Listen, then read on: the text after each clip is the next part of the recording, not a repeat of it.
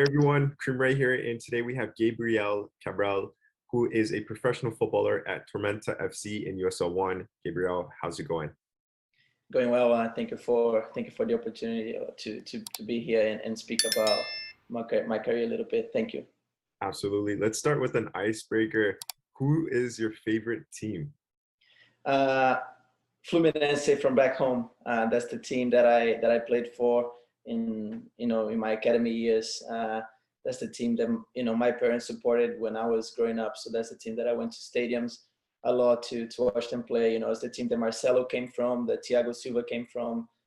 So a lot of big players. So yeah, I mean that's the team that I follow the most. But when we talk about Europe, I'd say I'm a big Guardiola fan, so I love the Barcelonas in the 2008, 9, and 10. They're Europe, but yeah, so it's Fluminense and Barcelona probably. Nice. So those are both clubs are in Spain, correct? So Fluminense is in Brazil, Okay. from where I came from, and then Barcelona, of course, yeah, Spain. Okay, got it. Okay. And can you just mention both the leagues that both clubs play in? Yeah, so Fluminense is in the Serie A in Brazil. It's the highest division in Brazil, and Barcelona, La Liga for sure. Nice. So Gabriel, can you take us back in time and share how you got involved into the beautiful game? Right. Yeah. So I mean, I was introduced to the game at a very early, very young age. I was probably 4 years old when I started playing. My dad, and my mom took me to, we had some, you know, almost little academies when you're very young and you literally just go to play around. But things started to get a little bit more serious when I was 8 years old, and in Brazil we usually start playing futsal. It's a big thing back home. So when I was 8 years old, I started playing for a club in my hometown, Petropolis. It's the name of my hometown. Played there from the ages of 8 to 12. But in the meantime, when I was 9 years old, actually 8 years old, Fluminense, which is the team that I mentioned, they contacted me and my parents. They wanted me to go for a trial, and then I passed on the trial and ended up staying at Fluminense for almost 10 years, from 2005 to beginning of 15. And then I had a pre-contract at the time at Fluminense, but things didn't work out at the moment. And then I was introduced to a company called 2SV that makes student athlete transactions, from Brazil to the United States, and I think many other countries as well. And then that was when I was first introduced the opportunity to come to the US to actually play and study. Because in Brazil, you either play or you study. You don't have the opportunity to do both at the same time. So yeah, and I already spoke English at the time, thanks to my parents again. And then in 2015, I was recruited to the University of Charleston in West Virginia, a Division II NCAA powerhouse, I would say nowadays. So yeah, played there from 2016 because I redshirted on my freshman year. So I played 16, 17, 18 in Charleston. We were very, very good program. We won the national championship in 2017. And then I graduated in 2018 in Charleston, but I still had one more season of eligibility to play because I redshirted in 2015. So I went and got my master's at the University of North Carolina, Wilmington. And I played my last season there in 2019. But after I finished my last playing season, I went on a couple of trials, a couple of clubs, but COVID came very quickly. I was on that 2020, beginning of 2020. So I didn't find any clubs. And as an international, you can struggle sometimes a little bit harder. But yeah, in the fall of 2020, I was offered a position of assistant coach at my past university, at the University of Charleston. So I coached there for the fall semester, and then in like February, March of 2021, the coach now at Charleston, Daniel Smee, has a connection with the coaches here at Tormenta, and they have a second team here as well that plays the USL League 2 in the summer. But in March, I came for preseason with the USL One team. And then, of course, I played the summer here for Tormenta in 2021 last year. And then, thankfully enough, they liked what they saw, and they offered me a contract right after the season was done. So that was how I got my first opportunity to sign my first professional contract. So yeah, but after that summer league, I went to the West Virginia University to also coach for my other best coach, Daniel Stratford. So I did a little bit of both. I coached a little bit, and now I'm playing as well. So yeah, that's just a little bit about my journey. Nice. And you speak good English for English Thank being you. a second language. Was it hard for you to learn English, or did it come easy? So my parents were, since I was very young, they wanted me to learn English because, I mean, I think everyone knew that it was going to be the most important language in the world when I was younger. So, they put me into, like in Brazil, you have these private courses that teach you English, and then you go up the ladder a little bit until you kind of graduate from this school. So yeah, when I came to the US, I already spoke, good English. It wasn't as good as it is today, but yeah, I already had a good idea. So when I came, I just improved it a little bit more. Nice. How did it feel to sign your first professional contract here in the United States? Yeah, it was honestly a dream come true. Just like I mentioned, I started very young, and we have to give up a lot of things to make that dream come true.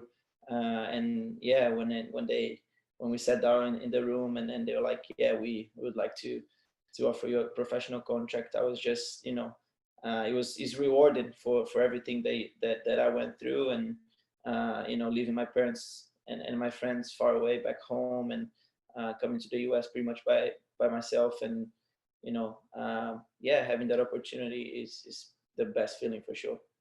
Nice. What things changed once you signed your first professional contract? Did anything change on and off the field, or was it the same for you?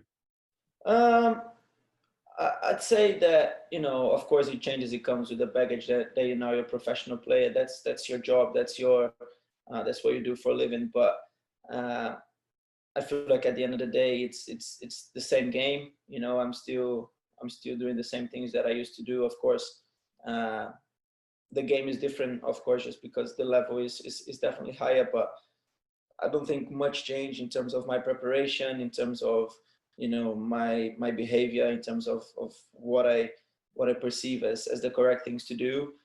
Is just trying to learn as much as I can from the other guys that have been in the game for a little bit longer than I have, and the coaching staff as well in Tormenta that are phenomenal as well. They're really passionate about the game, and they teach us a lot. So yeah, I mean, I don't think a lot has changed, but just maybe the baggage that comes as a professional soccer player. 100%. And do you think you coming from Spain and playing in Spain played a big part in your development, and then coming to the US, did it make it easier to play in the US, because obviously the two countries play a different style of football? Yeah, Brazil, not Oh, Spain. sorry. I don't know why I keep saying Spain. I'm so It's sorry. probably because of Barcelona. Yeah, the Barcelona is confusing me. Sorry. But No, yeah, you're good. I mean, sorry. So a lot of talented players come from Brazil. You're talking about Right. Neymar, Ronaldinho, all these amazing Right. players, Ronaldo. So do you think growing up in Brazil and playing, you guys play a lot of street football as well, like always 24/7? Do you think coming from Brazil helped you in regards of you growing up in that system and then going to the US? Do you think it made it easier playing wise, or? Right. Yeah, it's just like you mentioned, it's two totally different styles of football, especially in the college system.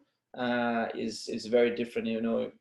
At least when I was growing up, Brazil had a very expensive type of play, and very focused in the technical aspect of things. And maybe the game is a little bit slower.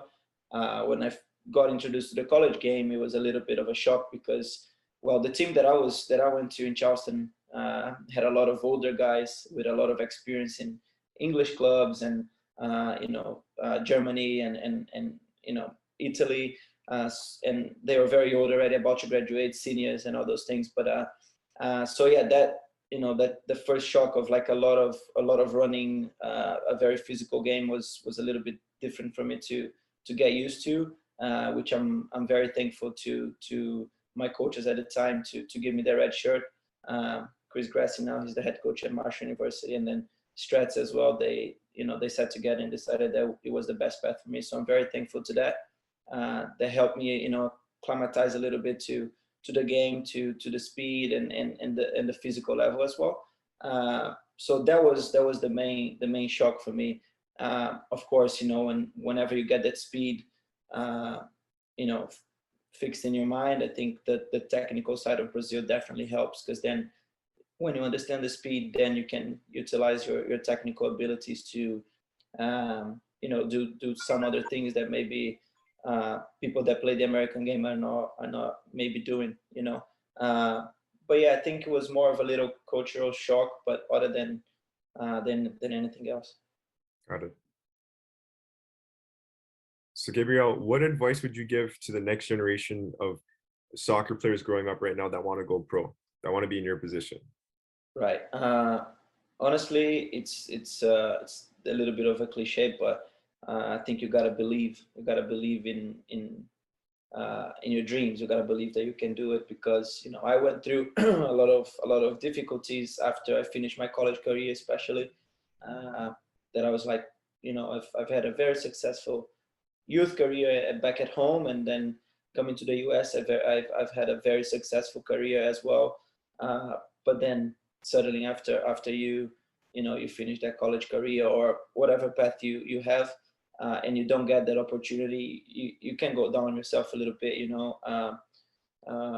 So yeah, I went to a lot of games in my mind like, oh, you're not good enough, or it is what it is. You're gonna have to quit the game and get a 5 to 9 job that I'm probably not gonna enjoy. But somehow I still kept going to the gym, doing the things that I could to doing the things that I could do to control, and do the things that I could control to help me still be in shape. Or I don't know, I just, in the back of my head, I've always had this feeling that I was good enough to play. I was always believing in myself, and I had a lot of people believing in me as well, which helps. I think having a good backup system is fundamental. And then just pushing the limits, and again, believing. And then once you have that opportunity, I think it's doing the basics very well, and honestly, that's what stands out the most. I, especially me, when I went to a lot of trials, I see a lot of people trying to dribble 11 players, and it's never going to work out. It's the professional level. You gotta keep things very simple. You gotta just do the basics well, because that's when you're noted. So yeah, I'd say it's believing first of all. Second, still doing the things that you can do as best as you can with the resources you have. And then once the opportunity comes, I feel like you do the basics well, and show that you are a good character to the environment that they're about to be exposed Was that the third one? Yeah. Got it. Okay. Those are great points. You mentioned, again, you played in the university level. Now you're playing in USL One. Would you say there's a big difference in level, or are they close in level? What would you say?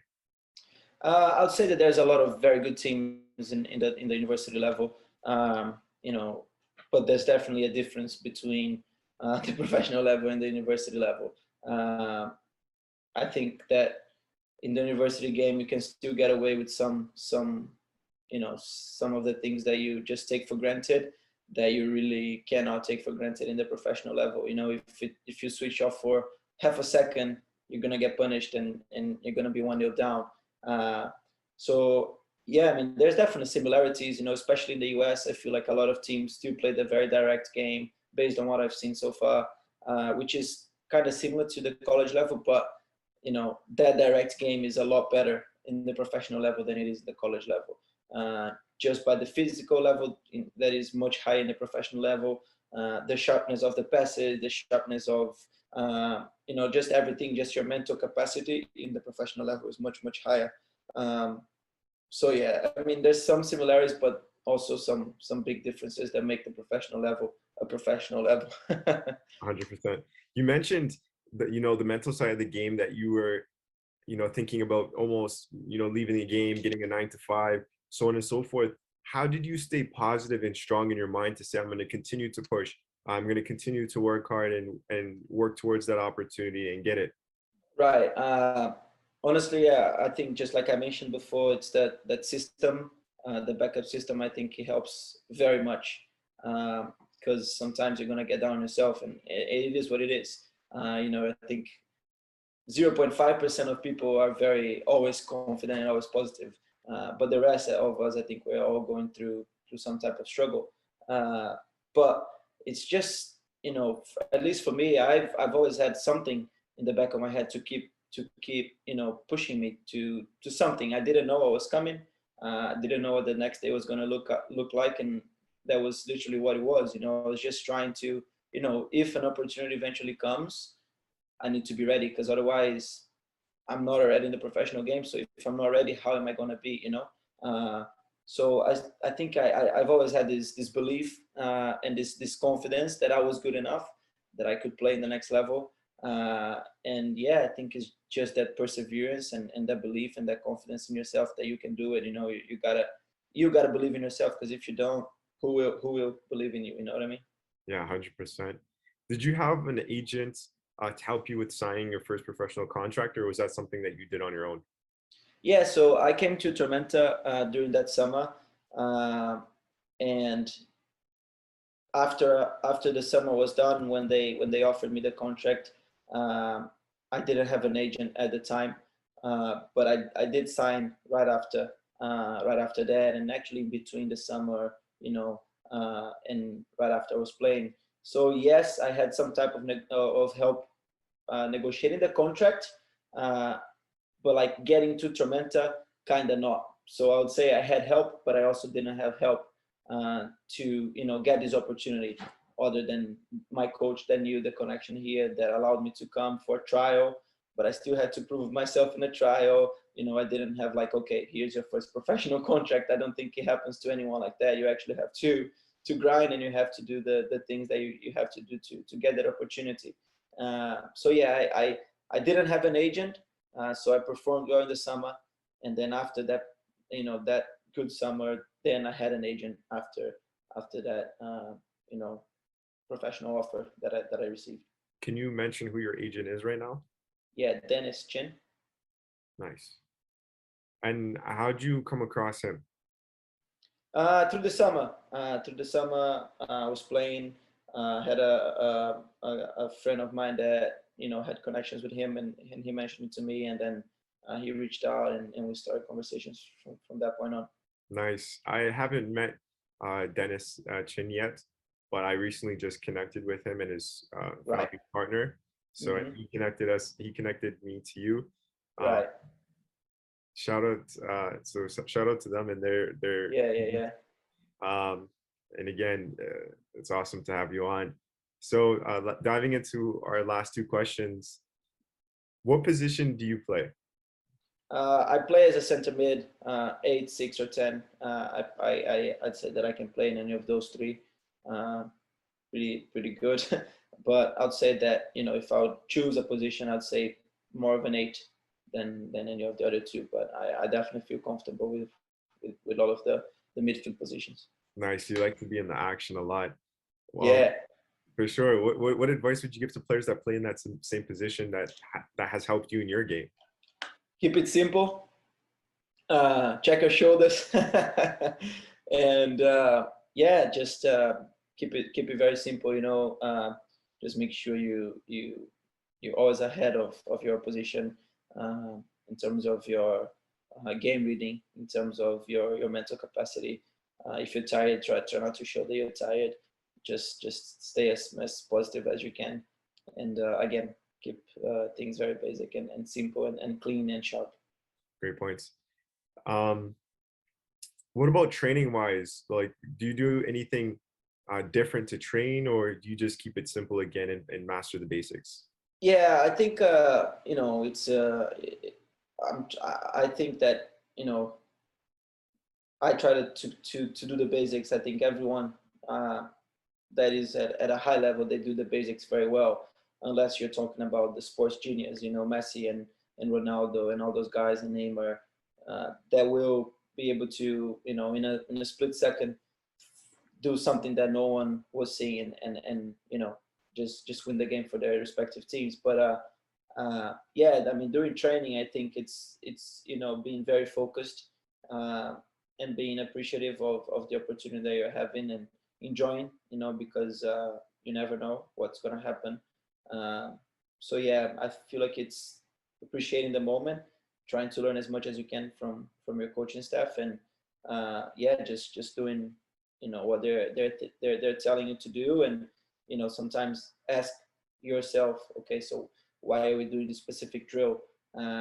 What are we trying to take away from this? Not only just go through the motions and just live with it, but actually think about the things that you're doing and the reason why you're doing it, and then of course trying to do your best to perform in training, because that's how you're going to perform best at your game as well.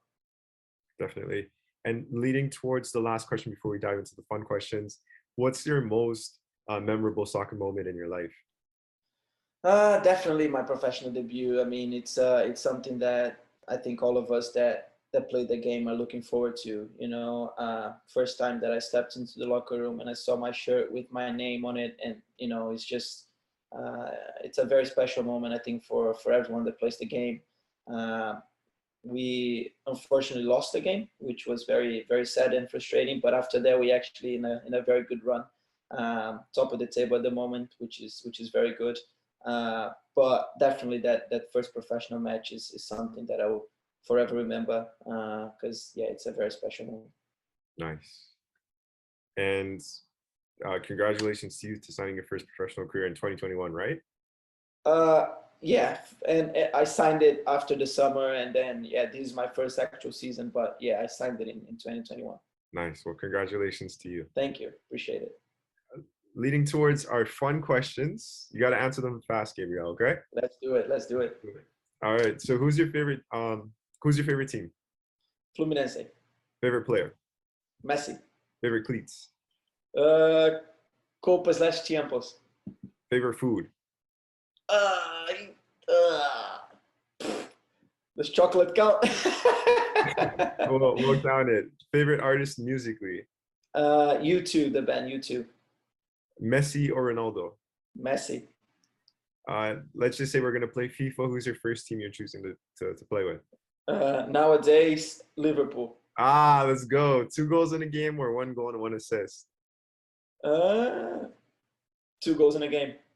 Would you rather score a free kick or a PK last minute goal? Free kick for sure. And the last one, if you were a coach and you were able to sub in any player in history to win you the game, who would it be? Messi.